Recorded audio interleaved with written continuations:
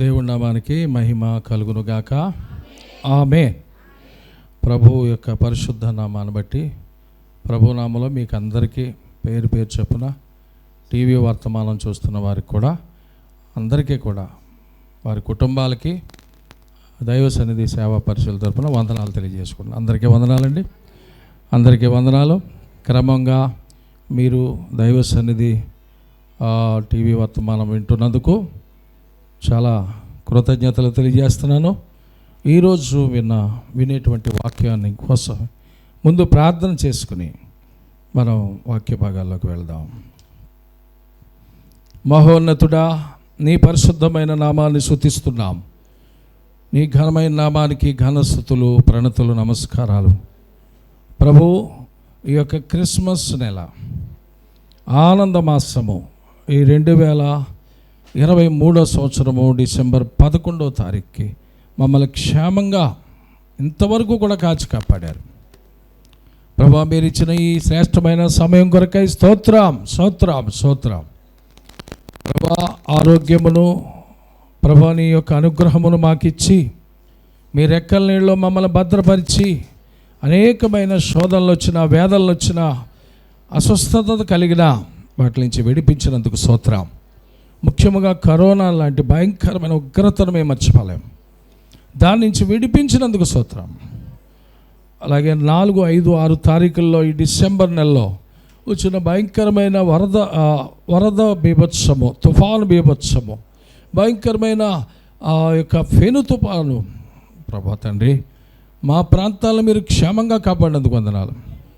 అలాగే మా ఆంధ్ర రాష్ట్రంలోను తమిళనాడులో చాలా నష్టం పోయిన ప్రాంతాలు ఉన్నాయి. వారి కొరకు ప్రార్థిస్తున్నాం తండ్రి. నీ వాక్యాన్ని బట్టి ప్రతి ఒక్కరి కోసం ప్రార్థన చేసి ప్రభా తండ్రి, వింటున్న వాక్యం నీ బిడ్డల హృదయాల్లో భద్రపరచమని, పదిలపరచమని, మళ్ళా తిరిగి నెంబర్ వేసుకుని కృపనిమ్మని, దేని సేవకుని వాడుకోమని నజరేయుడైన యేసు నామములో వేడుకుంటున్నాం తండ్రి. ఆమేన్. ప్రభునందు ప్రియులారా, ఈ యొక్క మన జరిగిన వాస్తవాల్ని మనం మర్చిపోకుండా ఉంచుకొని, హృదయంలో ఉంచుకొని థ్యాంక్స్ చెప్పడం మంచిది. అందుకని ఆ విషయాలు నేను ప్రార్థనలో పెట్టాను. 4, 5, 6 తారీఖుల్లో ఎలా ఉందండి? ఎంతో భయంకరమైన వర్షం. 5వ తారీఖున విపరీతమైన వర్షం కురిసింది. రాత్రి మొదలుపెట్టింది, రాత్రి పగలు కూడా కురుస్తూనే ఉంది. అలాగే తమిళనాడు ప్రాంతం అంతా ఏమైపోయిందండి? అతలాకుతలం అయిపోయిందని వార్తల్లో విన్నాం. అలాగే నెల్లూరు, బాపట్ల ఏరియాలో కూడా భారీ నష్టం కలిగింది. కానీ మన ఏరియాను దేవుడు ఎంతో కాపాడారు. దేవునికి మహిమ చెల్లించుదాం. 2 చేతుల పైకెత్తి హల్లెలూయా. కృతజ్ఞత చెప్తూనే ఉండండి. ఎందుకంటే ఈరోజు మనము క్షేమంగా ఉన్నాం. చాలామంది వరదల్లో కొట్టుకుపోయిన వాళ్ళు ఉన్నారు. వాళ్ళ వాహనాలు కొట్టుకుపోయినాయి. చాలా నష్టము జరిగింది. రైతులకు చాలా ఇబ్బందులు పడ్డారు. కారణం ఏంటంటే తడిసిపోవటం, ఆరబెట్టుకోవటం, తడిసిపోవటం, ఆరబెట్టుకోవటం. చాలా కూలి పనులు అయిపోతాయి, చాలా నష్టం. కాబట్టి మన ఏరియాను దేవుడు ఆశీర్వదించారు. ఇంకా మిగిలినటువంటి సమయంలో మిగిలినటువంటి పంట పొలాలు కూడా ఒడ్డుకు చేర్చబడాలని మనం ప్రార్థన చేయాలి. దేవునికి స్తోత్రం. ప్రియులారా, మనం ప్రతిదాన్ని పరిశీలన చేస్తే కనుక మనము క్రిస్మస్కి శ్రేష్టమైన వస్త్రాలు కొనుక్కుంటాం. చాలా విలువైన వస్త్రాలు ఆ రోజు కట్టుకోవాలని ఆశపడతారు, ముఖ్యంగా యవనస్తులు. కాబట్టి అద్భుతమైనటువంటి రీతిలో అందంగా కనిపించాలని, క్రిస్మస్లో ముచ్చటగా ఉండాలని, అలాగే నన్ను చూసి చాలామంది చాలా బాగుంది అనాలని అనుకుంటారు లేదా? ఏ షాపులో తీశారు ఇది, ఈ శారీ, లేదా ఎక్కడ కొన్నారు ఈ షూటు అని అనిపించుకోవాలని. అలాగ నూతనమైన వస్త్రాలు వేసుకున్నప్పుడు సంతోషం. నిన్న నాది పుట్టినరోజు, నిన్న అయిపోయింది. ఆదివారం ఎవరికే దొరకలేదు. నేను హ్యాపీ బర్త్డే చెప్పడానికి కూడా దొరకలేదు. ఎందుకంటే ముప్పారంలో చిన్న సంఘం ఉంది, అక్కడికి వెళ్ళాను. అక్కడి నుంచి దానికి ముందు నిడదవోలు, సంవత్సరగూడు వాళ్ళందరికీ కూడా క్రిస్మస్ ఆహ్వాన పత్రికలు ఎత్తడానికి పొద్దుటే వెళ్ళిపోయాను. మళ్ళీ రాత్రి ఎప్పుడో వచ్చాను. నాకు ఇంకెవరు చెప్తారు? కొత్త బట్టలు కుట్టించుకుని రెడీగా పెట్టుకున్నా. కానీ అది తొడగలేదు, ఇప్పుడు తొడిగాను. దేవుని స్తోత్రం. ఉదయం మళ్ళా పరుగులు ఎత్తాను ఇటు మన గ్రామం పక్కన ఉన్నటువంటి ప్రాంతాలకి. ఎందుకంటే అది దేవుడు పెట్టిన భారం, ఆయన చెప్పినటువంటి సెలవు, ఆజ్ఞ. కాబట్టి ఆయన మాట విని పరుగులు పెట్టాలా, ఇంట్లో కూర్చోవాలా? మన సొంత పనులకు ఎలా పరుగులు పెడుతున్నాం చెప్పండి? దానికంటే ఎక్కువగా సువార్త ప్రకటించడానికి, ప్రకటించబడిన సువార్త ఫలించాలని, ఫలించబడిన వ్యక్తులు, ఫలిస్తున్న వ్యక్తులు దేవుని కోసం వాడబడాలని. ఊపిరుండగానే కదండి, ఊపిరి పోయాక జీరో. శరీరానికి విలువ ఏమన్నా ఉంటుందా అంటే ఏమి ఉండదు, ఖర్చే. కాల్చడానికో పాతి పెడతానికో అంటే అందుకనే మైనస్ అయిపోతాం.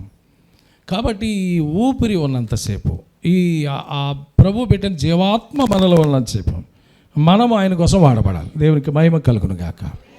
ఆమేన్. అయితే కొత్త బట్టల గురించి నేను చెప్తున్నాను, పండగ గురించి చెప్తున్నాను.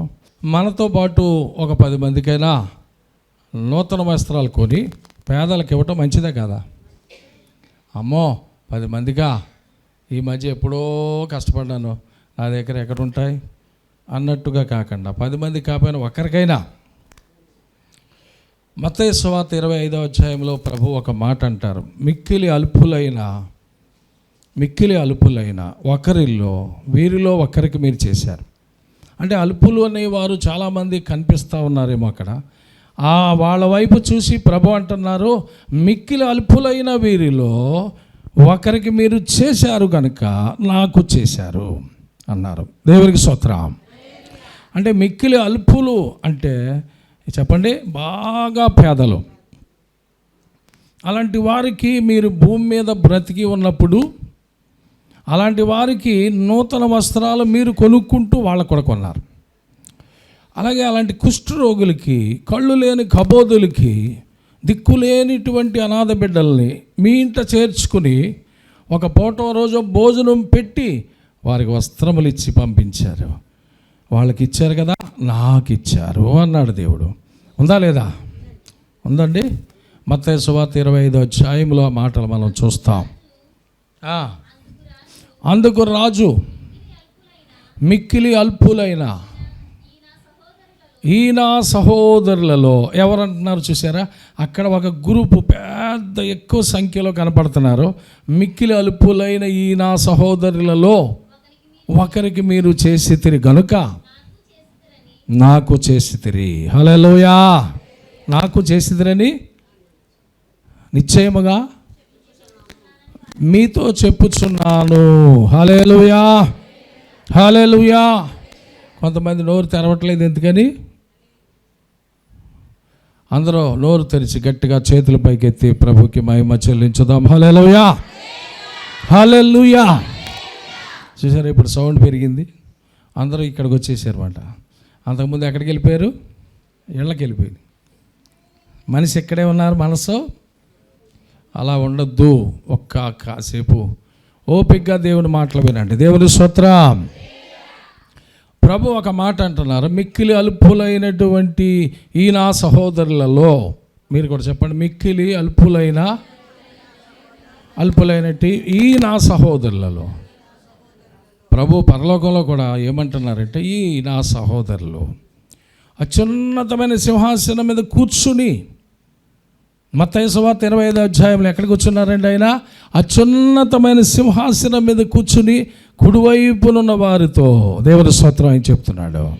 ఎడవైపునున్న వారితో కాదు, కుడివైపునున్న వారితో మిక్కిలి అల్పులైన ఈ నా సహోదరులలో ఒక్కరికి చేసితిరి కనుక నాకు చేసితిరని నిశ్చయముగా నేను మీతో చెప్పుచున్నాను. హల్లెలూయా.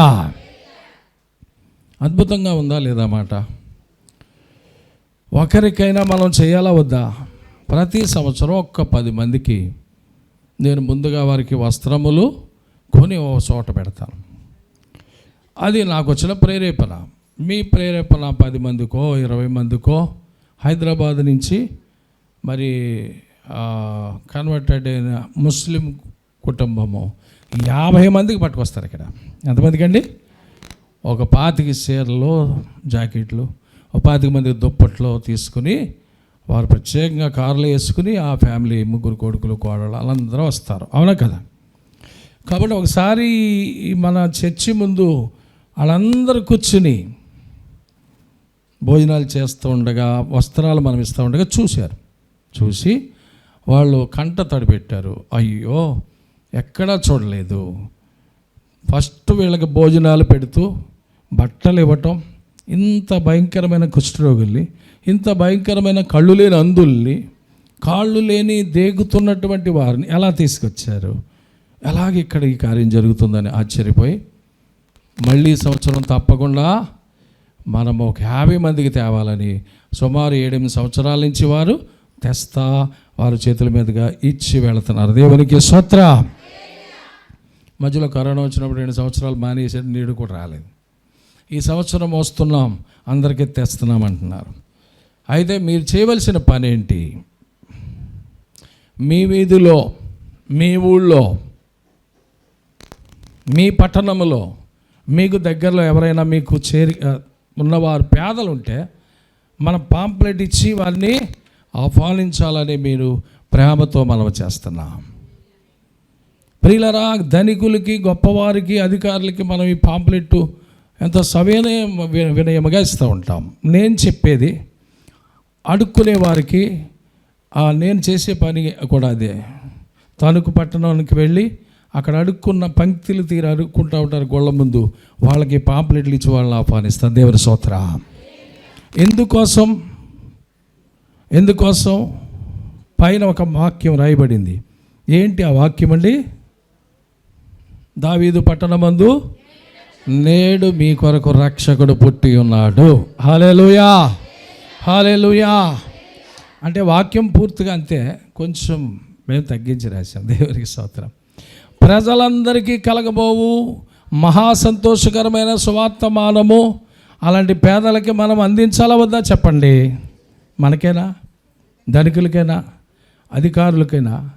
ఇదిగో ప్రజలందరికీ కలగబోవు మహా సంతోషకరమైన సువార్తమానము పట్టుకుని వెళ్ళి అలా పేదలకు ఇచ్చి ఆహ్వానించి వాళ్ళకి ఛార్జీలు ఇచ్చి ముహూర్త సంత మార్కెట్ దగ్గరలో దైవ సంధి చర్చి ముందుకు రావాలి. మీరు వచ్చి విందు ఆరగించి చక్కగా వస్త్రములు తీసుకుని వెళ్ళిపోవాలా? వాక్యం విని, వాక్యం అయిన తర్వాత ఒక మంచి తీర్మానంతో మీరు వెళ్ళాలని ఆ 3 ముక్కలు చెప్పి మరింకో చోటకి వెళ్ళి ఆహ్వానిస్తూ నాకు అలవాటు చేశాడు దేవుడు. దేవుని స్తోత్రం. అదే వాడుక మీకు నేర్పించి ఉండగా మీరు కూడా 2కో 3కో 4కో వస్త్రాలు తెచ్చి లాటులుగా ఇక్కడ పెట్టి మీరు ఏం చేస్తున్నారండి? ఆశీర్వదించబడుతున్నారు.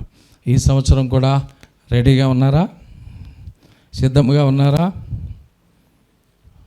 పేదలకు వస్త్రాలు ఇవ్వటానికి కొని ఉంచారా? చెప్పండి. ఎవరైనా ఉంటే కుడి చేసి చూపించండి.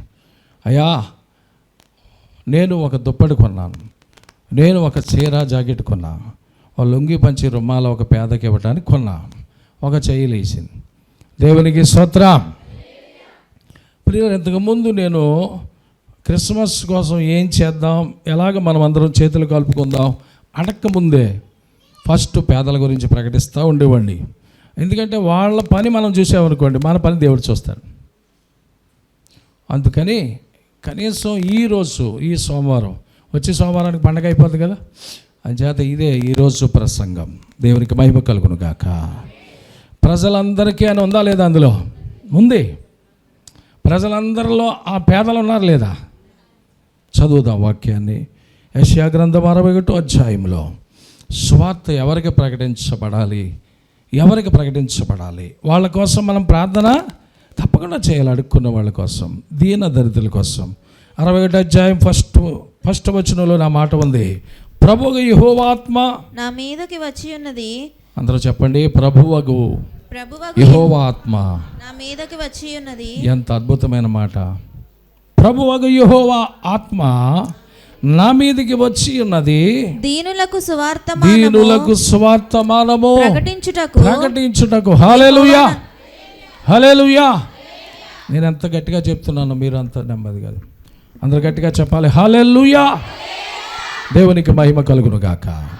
ప్రియులారా, ఎవరికి సువార్తమానము అంటే దీనులకు.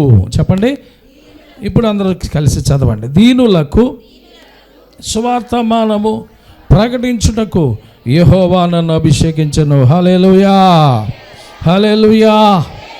దేవుని ఆత్మ నా మీదకి వచ్చి ఉన్నది. దేవుడు నన్ను అభిషేకించారు. దేనికోసం అంటే దీనులకు స్వార్థమానము ప్రకటించుటకు. కాబట్టి వాళ్ళకి భోజనాలు పెట్టేసి బట్టలు ఇచ్చేసి పంపించేయం. వాళ్ళకి చక్కగా స్టేజీ వాళ్ళకి చక్కగా కనపడేలాగా దైవజనులు పాడుతుండగా, దైవజనులు సాక్ష్యం ఇస్తుండగా, దైవజనులు మనం పిలిచిన పిలిచిన ఆ దైవజనుల నుంచి దేవుడు మాట్లాడుతూ ఉండగా ఆ వర్తమానం వినటానికి వారికి చక్కటి అవకాశం కల్పించి వారిలో ఒక్కరైనా ఏమండి, అందరూ ఇన్వాల్వ్ అవ్వలేము, అందరూ కూడా సరిగా వినరేమో, కానీ అందరూ వింటారు ఇక్కడ. కానీ గ్రహించేది అందరూ. కనీసం మనం పిలిచిన 100 మందిలోనో 70-80 మందిలో ఎంతమంది వస్తారో తెలియదు కదా. 200 మంది ఎప్పుడు రాలేదు. నా ఆశ అది 200 మందికి మనం చేయగలుగుతాం. సరే, ఆ 200 మంది ఈ పక్కన, మన వాళ్ళందరూ అలా ఉన్నారు. సరే, ఇక్కడ భోజనాలు జరుగుతున్నాయి, ఈ పక్క మందిరం చుట్టూ భోజనాలు జరుగుతున్నాయి. 5,000 మందికి విందు అన్నారు. ఆ విందులో ఆ 70 మందో 80 మందో 100 మందో తప్పకుండా వారు దేవుని వాక్యం విని వెళుతున్నారు. దేవుని స్తోత్రం. ఈ సువార్తమానము వారికి కూడా ప్రకటించబడాలి. అదైన తర్వాత వాళ్ళ ఆటోల మీద వస్తే వాళ్ళ నా దగ్గరికి తీసుకొస్తారు. వాళ్ళకి ఛార్జీలు ఇచ్చి పంపటం మన డ్యూటీ. దేవుని స్తోత్రం. ముందే ఇచ్చేసేమనుకుంటూ ఉంటారా? అందుకని వారి జీవితానికి ఈ వాక్యము అవసరమని, అలాంటి దీనులకు స్వార్థమానం ప్రకటించడానికి దేవుడు మనకి పెట్టిన భారం. దేవునికి మహిమ కలుగును గాక. ఇప్పుడు చదవండి. ప్రభువు యెహోవా ఆత్మ నా మీదకి వచ్చి ఉన్నది, దీనులకు స్వార్థమానం ప్రకటించుటకు యెహోవా నన్ను అభిషేకించెను. చూడండి ఈ మాట. ప్రియులారా, నలిగిన హృదయము గలవారు ఇక్కడ ఎవరున్నారు? దేవుని స్తోత్రం. చెప్పండి, నలిగిన హృదయం గలవారు ఇక్కడ ఎవరున్నారు? సమస్యలతో, చిక్కులతో, ఆస్తి పోగొట్టుకుని, అంతస్తులు పోగొట్టుకుని, ఒక విలువైన జీవితంలో ఉన్న ఆ సంతోషం, ఆనందాన్ని పోగొట్టుకుని వేదన పడుతున్నవారు, ఏదో నష్టం, భారీ నష్టం కలిగింది, డబ్బు ఇచ్చారు, వాళ్ళు ఎవరో మొండోళ్ళు అయిపోయారు, బండోళ్ళు అయిపోయారు, ఎదురు తిరుగుతున్నారు. మీ హృదయం నలిగిపోద్దా లేదా? కష్టకాలంలో ఇచ్చాం, శ్రమలో ఉండగా ఇచ్చాం, పెళ్ళి అంటే ఇచ్చాం. ఇప్పుడు ఏం చేస్తున్నారండి? నీ దిక్కున్న కనుక చెప్పుకో. ఏంటంట అది? ప్రభు ఊరుకుంటారా? దిక్కులేని వారికి ఎవరినన్నాడు అతను? దేవుడిని అన్నాడు. నువ్వు నిజమైన భక్తి చేస్తే, లోతైన భక్తి చేస్తే, ఆ దిక్కు లేక దిక్కున్నవాడితో చెప్పుకోమన్నాడు. చూసారా? అవును, ఆ దిక్కు లేనివాడు నేనే కదా అని వాడు అన్నాడు. అంచేత నాకెవరు దిక్కు? ఆయన పాదాల మీద పడి మొరపెట్టామనికి ఉపవాసాలుండి ప్రభు ఏం చేస్తారో, ఎలా వసూలు చేయాలో ఆయనకి తెలుసు. దేవుని స్తోత్రం. ఏ విధంగా నీకు మళ్ళీ ఆ సొమ్ము చెప్పండి ఇప్పించాలో ఆయనకి తెలుసు. ఏ న్యాయాధిపతి చేయలేడేమో, ఎవరి వల్ల కాదేమో. నలిగిన హృదయం గలవారులారా, దేవుని స్తోత్రం. విరిగి నలిగిన మనస్సు కలిగిన వారులారా, దేవుడు మీకు ఆసన్నంగా ఉన్నాడు. దేవుని స్తోత్రం. దేవుడు మీకు సమీపంగా ఉన్నాడు. ఇలా చూడాలి పిల్లలు, దేవుడు మీకు పక్కనే ఉన్నాడు. ఎందుకో తెలుసా? వాక్యం మీద మీరు లక్ష్యం ఉంచారు. ఆ వాక్యము దేవుడి దగ్గర నుంచి వచ్చిందని మీకు తెలిసింది. ఆ వాక్యం మీ హృదయంలో నింపుకున్నారు. వాక్యం పట్టుకుని, వాగ్దానం పట్టుకుని అడగాలి. హల్లెలూయా. దిష్టి ఎక్కడికో వెళ్ళిపోతుంది. యేసయ్యా, మీ ముఖాలు మాకు చెప్తూ ఉంటాయి. కాబట్టి వాక్యము శ్రద్ధగా లోపలికి స్వీకరిస్తున్న వాళ్ళు హృదయము సంతోషముగా, ఆసక్తిగా కనబడతా ఉంటుంది. దేవుని స్తోత్రం. కొంతమంది అలా వదిలేసి చూస్తూ ఉంటారు. అనాలోచన. చెప్పండి, అనాలోచన వద్దు, ఇక్కడ కుదరదు. మీరు ఇక్కడి నుంచి ఆశీర్వదించబడి వెళ్ళాలంటే ఎలా ఉండాలండి? చాలా ఆసక్తిగా, హృదయపూర్వకంగా దేవుని వాక్యాన్ని స్వీకరించండి. దేవుని స్తోత్రం. హల్లెలూయా. ఒక సహోదరు ఇందాక ఒక 1000 రూపాయలు ఇచ్చి, అయ్యా చాలా పిప్పన్ను బాధతో ఇక్కడికి వచ్చాను, కాబట్టి నేను తీసుకురాలేని పరిస్థితిలో వచ్చాను, ఈ పలహారం తెప్పించడానికి ఇది స్వీట్ హార్ట్ ఎవరినో పురమాయించో పంపించావు. దేవుని స్తోత్రం. ఆ స్వీట్ హార్ట్ తినేటప్పుడు అనాలోచనగా ఉంటారా? పలహారం పంచుతున్నప్పుడు మీకు ఏదన్నా మొక్క తక్కువ వచ్చితే ఊరుకుంటారా?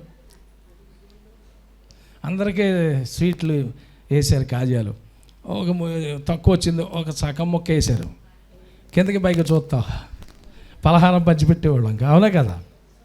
ఈవిడ పంచిపెట్టిందంట, నాకు తక్కువ వేయించిందండి. అలా అనిపిస్తుంది మనసు. రేపొద్దున్న మనకి విందు జరుగుద్ది. ఇందులో అంతకుముందు సంవత్సరం మనం అనుకున్నాం, వాళ్ళకే గరిటెలా వేసారు, నాకు ఒక్క మొక్క వేసింది, అది రెక్క మొక్క అంట. పోనా వేసిన మొక్క అయినా బాగుందా? రెక్క అడిగేసిందండి ఆవిడ. ఖచ్చితంగా మళ్ళీ వచ్చిన ఆదివారం సోమవారం అడిగేసింది. ఇలా ఉందండి ఇక్కడ పరిస్థితి అని. ఏం చేయం చెప్పండి? ఇన్ని వేల మందిలో 5,000 మందిలో విందని ప్రభు చెప్పారు, నీవు రెక్క మొక్కల కోసం వచ్చావా? దేవుని వాక్యం వెంటకి వచ్చావా? మనం ఎప్పుడు చికెన్ తినలేదా? అలాంటి మనస్సు దేవుడు తొలగించును గాక. అలాంటి హృదయంతో రావద్దు మీరు సిద్ధపడి.